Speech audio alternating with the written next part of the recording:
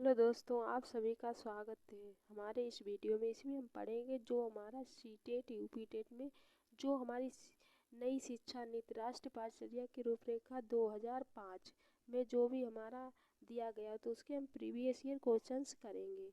तो इसमें हम देख लेते हैं जो राष्ट्रीय पाठ्यचर्या की रूपरेखा 2005 दी गई है। नई शिक्षा नीति 2005, हमने नई शिक्षा नीति 2020 के बारे में विस्तार से वहाँ पढ़ा था। वहाँ हमने क्या करा था, उसके प्रीवियस ईयर क्वेश्चंस कराए हुए थे। यहाँ पे हम राष्ट्रीय शिक्षा नई नीति के बारे में क्या 2005 में क्या बातचीत की गई उसके प्रीवियस ईयर क्वेश्चन करेंगे इस वीडियो में। तो पहला हमारा प्रश्न क्या दिया गया है, राष्ट्रीय पाठ्यचर्या की रूपरेखा। जो राष्ट्र है उसकी पाठ्यचर्या की रूपरेखा ज्ञान तो क्या उसमें क्या बातचीत की, जो राष्ट्रीय पाठ्यचर्या की रूपरेखा 2000 में बातचीत की गई है। प्रश्न नंबर हमारा इसमें ए क्या है, इसका ऑप्शन ए क्या है, ज्ञान स्थायी है, वह दिया जाता है, से ज्ञान का विकास होता है और इसकी संरचना की जाती है। जो ज्ञान क्या है, स्थायी होता है और दिया जाता है, से ज्ञान का विकास होता है और जो क्या है, संरचना की जाती है। बी वाला क्या है, शैक्षिक केंद्र से विषय केंद्र में होने पर। जो शैक्षिक केंद्र है उसके विषय केंद्र में होने पर। विद्यार्थी केंद्रित से अध्यापक केंद्रित की ओर, विद्यार्थी केंद्रित से अध्यापक केंद्रित की ओर, या इनमें से कोई नहीं। तो इसमें क्या, जो राष्ट्रीय पाठ्यचर्या की रूपरेखा 2005 है, तो इसमें क्या बातचीत की गई है कि पाठ्यचर्या कैसी होनी चाहिए। तो इसमें हम देख लेते हैं, इसका ऑप्शन नंबर फर्स्ट वाला होगा। ज्ञान स्थायी है, वह दिया जाता है। ज्ञान कैसा होता है, स्थायी होता है, वह दिया जाता है। ज्ञान का विकास होता है और इसकी संरचना की जाती है। तो इसमें हमारा राइट आंसर है फर्स्ट वाला। सेकंड, राष्ट्रीय पाठ्यचर्या की रूपरेखा 2005 किस आधार पर पाठ्यचर्या के बोझ को कम करने पर बल देती है। शिक्षा बोझ के साथ है, शिक्षा बिना बोझ के, शिक्षा पर्यावरण के साथ है, शिक्षा पर्यावरण के बिना है। तो इस पे जोर दिया जाता है जो राष्ट्रीय पाठ्यचर्या की रूपरेखा 2005। तो इसमें हमारा राइट आंसर है शिक्षा बिना बोझ के, शिक्षा बिना बोझ के होनी चाहिए।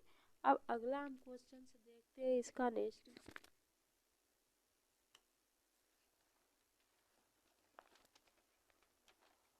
तो इसमें क्या हमें बताया गया, इसका प्रश्न नंबर 3 देखते हैं। तो इसका प्रश्न नंबर 3 दिया गया है। 3 में क्या बताया गया है, राष्ट्रीय पाठ्यचर्या की रूपरेखा 2005 के मार्गदर्शक सिद्धांतों के विषय में सत्य कथन है। कौन सा सत्य कथन है, पाठ्यचर्या जो क्या है, पाठ्यचर्या पाठ्य पुस्तक केंद्रित होनी चाहिए। बी, अधिगम प्रक्रिया के अंतर्गत न समझ आने वाली अवधारणाओं को रखना चाहिए। सी, स्कूल में प्राप्त ज्ञान को बाहरी जीवन से जोड़ना चाहिए, या ऐसी अविभावी पहचान की अवहेलना करनी चाहिए जो राष्ट्रीय चिंतनों पर आधारित हो। तो इसमें हमारा राइट आंसर कौन सा है, तो इसमें हमारा राइट आंसर है सी, स्कूल में प्राप्त ज्ञान को ऐसा ज्ञान देना चाहिए जो स्कूल में प्राप्त ज्ञान बाहरी दुनिया से जुड़ा हो, बाहरी जीवन से जुड़ा होना चाहिए। प्रश्न नंबर 4 देख लेते हैं, इसमें क्या है। प्रश्न नंबर 4 में क्या बताया, राष्ट्रीय पाठ्यचर्या की रूपरेखा 2005 के अनुसार कक्षा में शिक्षा की भूमिका होनी चाहिए। कैसी होनी चाहिए, एक उत्प्रेरक के रूप में, एक आदेशक के रूप में, एक नेता के रूप में, इनमें से कोई नहीं। तो इसमें हमारा राइट आंसर कौन सा रहेगा, जो 4th वाला है। तो इसमें राइट आंसर है ए, एक उत्प्रेरक के रूप में होनी चाहिए। प्रश्न नंबर 5 देखते हैं, 5 में क्या बताया गया है। राष्ट्रीय पाठ्यचर्या की रूपरेखा 2005 के अनुसार प्राथमिक स्तर पर भाषा का माध्यम होना चाहिए। हिंदी होना चाहिए, या अंग्रेजी, या मातृभाषा, या संस्कृत। तो कैसा माध्यम होना चाहिए, तो मातृभाषा। इसका राइट आंसर है सी वाला। देखते हैं नेक्स्ट क्वेश्चन जो 6 वाला है। इसमें राष्ट्रीय पाठ्यचर्या की रूपरेखा 2005 क्या है, 2005 के अनुसार विद्यार्थी को विद्यार्थी के आकलन का सही तरीका है वार्षिक परीक्षा, अर्धवार्षिक परीक्षा, ये दैनिक गतिविधियां, इनमें से कोई नहीं। तो इसमें हमारा राइट आंसर क्या होगा? वार्षिक परीक्षा। देखते हैं नेक्स्ट क्वेश्चन हमारा क्या दिया गया है। निःशुल्क एवं अनिवार्य शिक्षा का अधिकार 2009 में अनिवार्य शब्द है। तो इसमें से कौन सा अनिवार्य शब्द?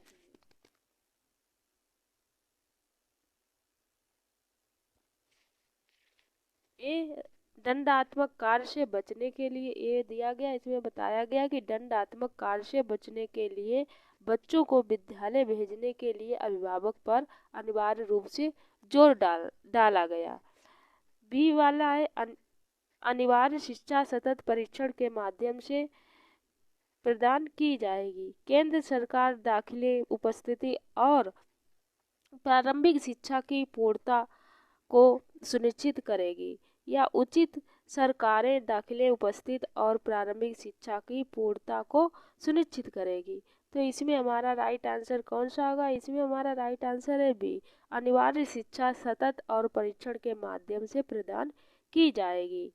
अगला प्रश्न देख लेते हैं 8 वाला। राष्ट्रीय पाठचर्या की रूपरेखा 2005 शांति शिक्षा को बढ़ावा देने के लिए कुछ क्रियाकलापों की अनुशंसा की गई है। पाठ्यक्रम रूपरेखा में निम्न में से किस सूचीबद्ध किया गया है? किसको सूचीबद्ध किया गया है? महिलाओं के प्रति आदर एवं जिम्मेदारी का दृष्टिकोण विकसित करने के लिए कार्यक्रम आयोजित किए जाएं, या नैतिक शिक्षा को बढ़ाया जाए, या शांति शिक्षा को एक अलग अलग विषय के रूप में पढ़ाया जाए, या शांति शिक्षा को पाठ्यक्रम में सम्मिलित किया जाए।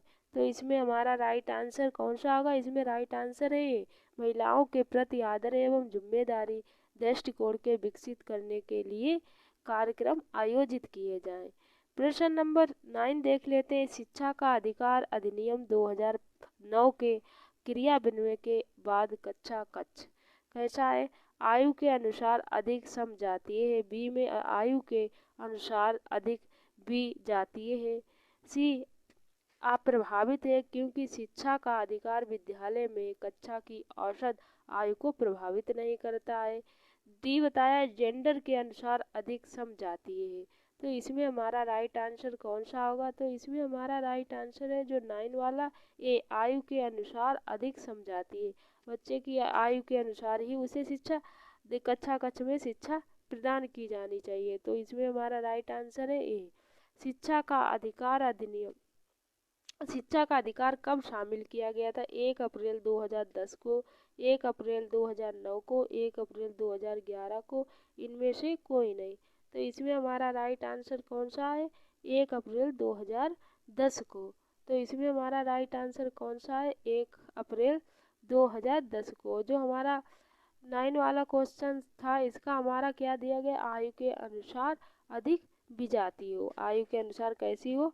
अधिक विजातीय हो। अब हम इसका आगे देख लेते हैं। जो हमारा क्वेश्चन नंबर दिया गया है 11। तो 11 क्वेश्चन नंबर दिया गया उसके बारे में पढ़ लेते हैं और समझ लेते हैं। तो क्वेश्चन नंबर 11 इसमें क्या बताया गया है? शिक्षा के अधिकार अधिनियम में किस आयु के बच्चे मुक्त शिक्षा की व्यवस्था है?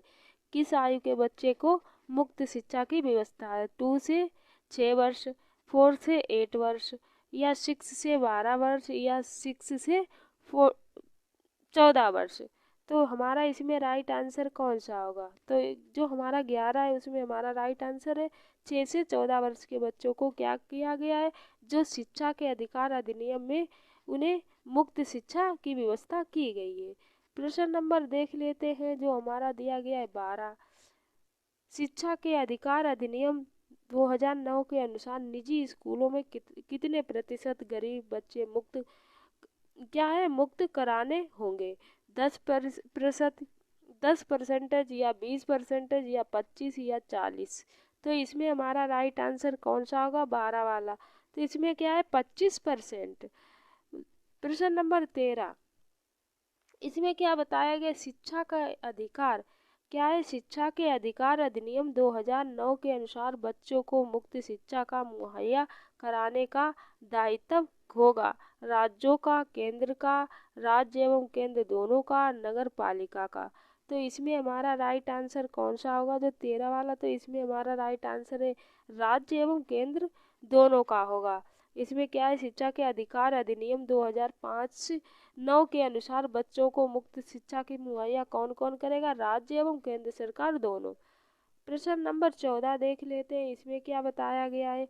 शिक्षा का अधिकार अधिनियम 2009 के अनुसार स्कूल में अभिभावकों की परीक्षा लेने पर कितने जुर्माने का प्रावधान किया गया है, 10,000, 20,000 या 25,000 या 50,000। तो इसमें हमारा राइट आंसर कौन सा होगा, 25,000। तो इसमें हमारा राइट आंसर है सी वाला। प्रश्न नंबर 15 देख लेते हैं, समवेत योजना होती है क्षेत्रीय योजना, अल्पकालीन योजना या वहद योजना या नगरीय योजना। तो इसमें हमारा राइट आंसर कौन सा होगा 15 में, तो 15 में हमारा राइट आंसर है वहद योजना। प्रश्न नंबर वहद योजना। प्रश्न नंबर 16 देख लेते हैं, 16 में क्या हमारा बताया गया है।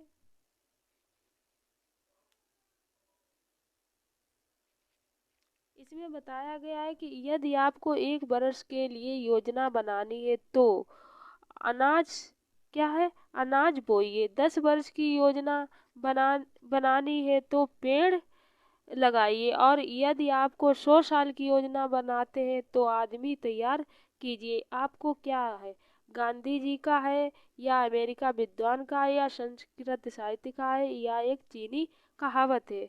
तो इसमें हमारा राइट आंसर क्या होगा, यह एक क्या है, यह एक चीनी कहावत है। सबके लिए क्या है, सबके लिए शिक्षा के संबंध में शीर्ष गोष्ठी कब आयोजित की गई थी, 16 दिसंबर 2090 को, 1 नवंबर 2093 को, 16 दिसंबर 2093 को या 16 दिसंबर 2095 को। तो हमारा इसमें राइट आंसर कौन सा होगा, 16 दिसंबर 2093, 16 दिसंबर 2093। इसमें हमारा राइट आंसर है सी।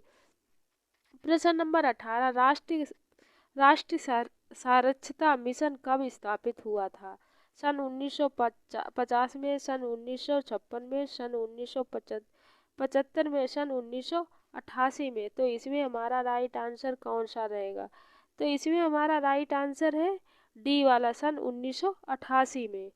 प्रश्न नंबर 19 देख लेते हैं, भारत में अनिवार्य व निःशुल्क प्राथमिक शिक्षा के सार्वभौमिकरण का अर्थ है 100% सुविधा या 100% नामांकन या 100% धारणा या ये सभी। तो इसमें हमारा राइट आंसर कौन सा होगा, जो हमारा 19, तो इसमें होगा ये सभी, हमारा डी वाला राइट आंसर। प्रश्न नंबर 20 देख लेते हैं, हमारा दिया गया है राष्ट्रीय पाठ्यचर्या की रूपरेखा NCF 2005 के अनुसार की भूमिका। तो इसमें क्या है, अधिनायकीय या अनुमति परख या सुविधादाता या सत्तावादी। तो इसमें हमारा राइट आंसर कौन सा होगा, सुविधादाता। प्रश्न नंबर 21 देख लेते हैं, हमारा क्या दिया गया है, राष्ट्रीय पाठ्यचर्या की रूपरेखा 2005 का उत्तरण निम्न में से किससे हुआ है, विज्ञान एवं तकनीकी, भाषा व कौशल, समस्त और प्रकृति और समाज और सभ्यता। तो इसमें क्या है हमारा राइट आंसर,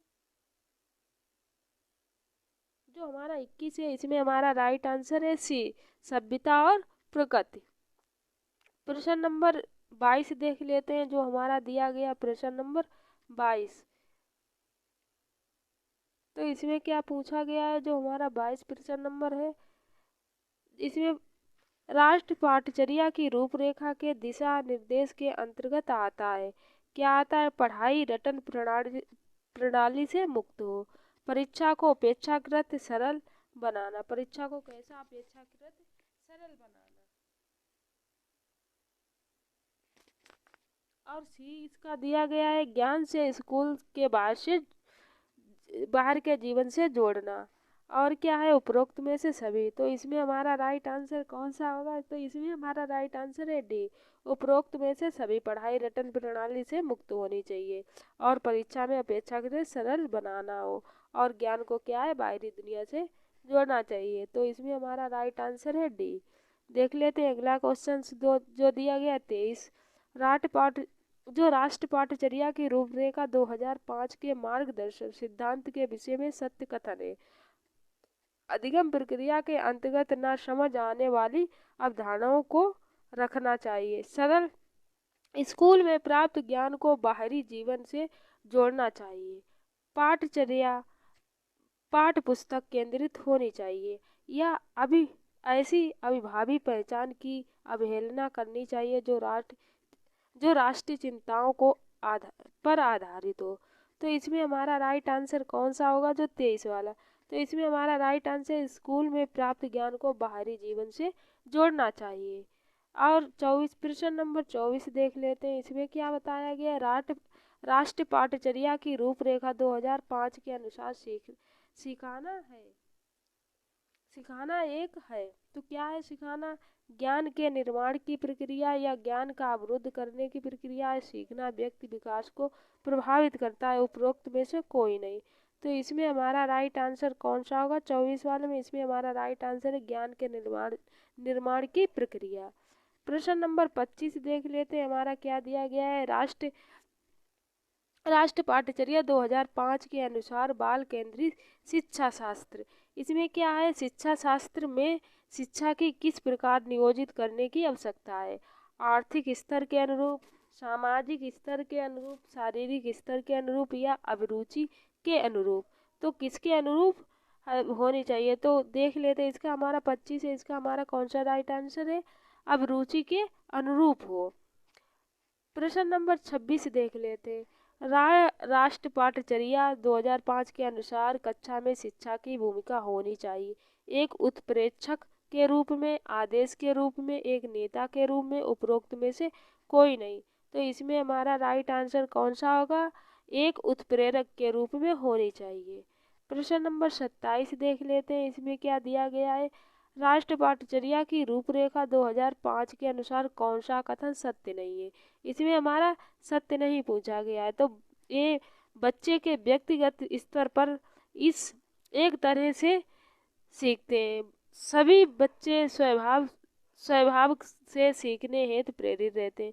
सभी बच्चों में सीखने की क्षमता होती है। स्कूल के भीतर बाहर दोनों स्थानों पर सीखने की प्रक्रिया चलती रहती है। तो इसमें हमारा राइट आंसर कौन सा होगा, ए, बच्चे व्यक्तिगत स्तर पर एक ही तरह से सीखते हैं। तो बच्चे व्यक्तिगत तरीके से एक ही तरह से नहीं सीखते हैं, वो भिन्न भिन्न तरीकों से सीखते हैं। तो इसमें नहीं पूछा गया, तो ये वाला हमारा फर्स्ट वाला राइट आंसर होगा।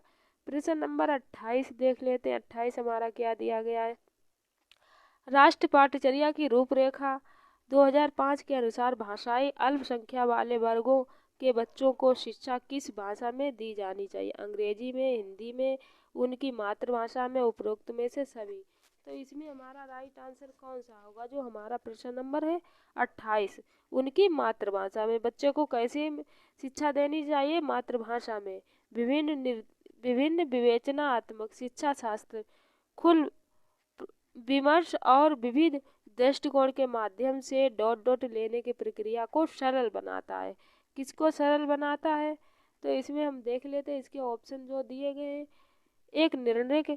एक सामूहिक निर्णय, या स्वर निर्णय, या उपरोक्त में से कोई नहीं। तो इसमें हमारा राइट आंसर होगा बी वाला, सामूहिक निर्णय।